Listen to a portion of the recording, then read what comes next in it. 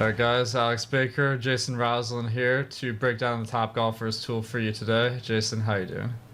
Alex, what's up, man? I'm excited to get into some of the tools that we got here on Awesemo.com and for our Awesemo Plus members, and get to spend a couple of minutes with a friend and a boss and all the above talking about it. So let's break it down. This is the top golfers tool.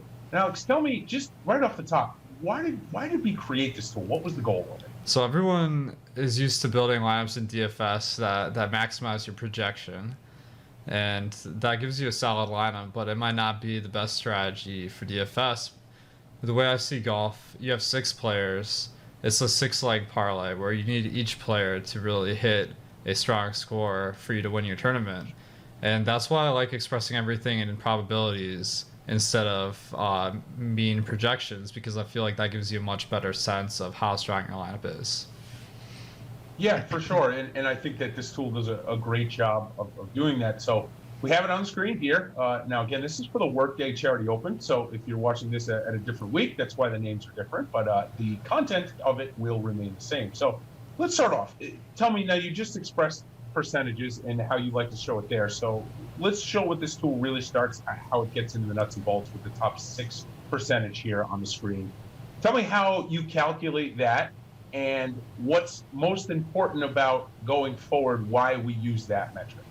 So all my projections and probabilities are based on a simulation I run to really capture a sport where the variables change all the time. So you really need to have a forward-thinking model.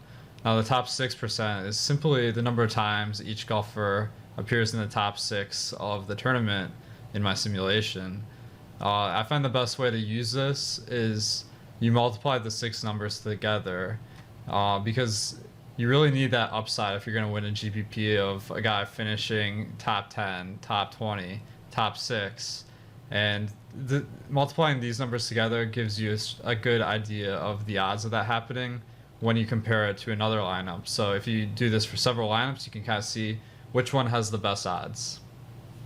I think that's a great way to do it. And now when we move across the board, how is a way that we can use your top 6%, but try and leverage those that may not be that well looked upon or may not be highly owned that week?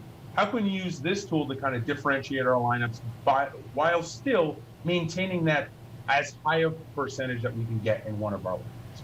So I have two metrics here: the salary weighted top six and the leverage. So salary weighted top six accounts for the salaries, because we know Justin Thomas is a strong probability, but he costs you the most too. So this really helps you hand build lineups. You want to pick guys that have a strong top 6% per dollar, and that'll really help you identify the best plays that week.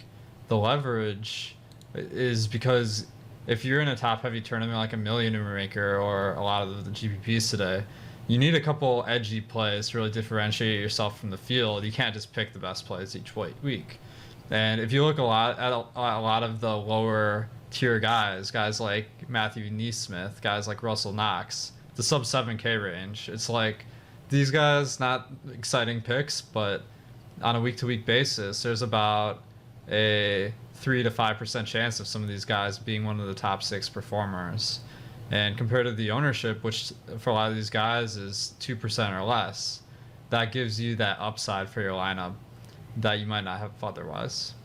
Yeah, and I mean, for example, we've seen Millionaire Maker winners in the past couple of weeks with guys that were 1% owned and 1.5% owned. So it's a great way to come and see what guys, based on your simulations, are coming up in the top 5, top 10, top 6 the most times, but still while utilizing how low owned they're going to be. So a great way to try and leverage. The following past weeks, you've had some really good success just by sorting by the top leverage and using some of those guys as a plug and play.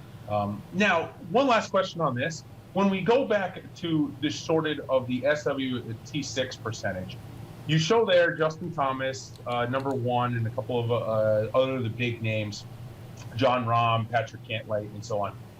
Does a number on leverage on some of these guys, like for example, Hideki Matsuyama is negative 6.4 this year, does that scare you off of him a little bit? Is that how you use this tool, or would you just say he's not the most optimal play based on my simulation result? I'd say based on these numbers, because his odds aren't quite as good as some of the other guys, and his ownership is higher because of the price.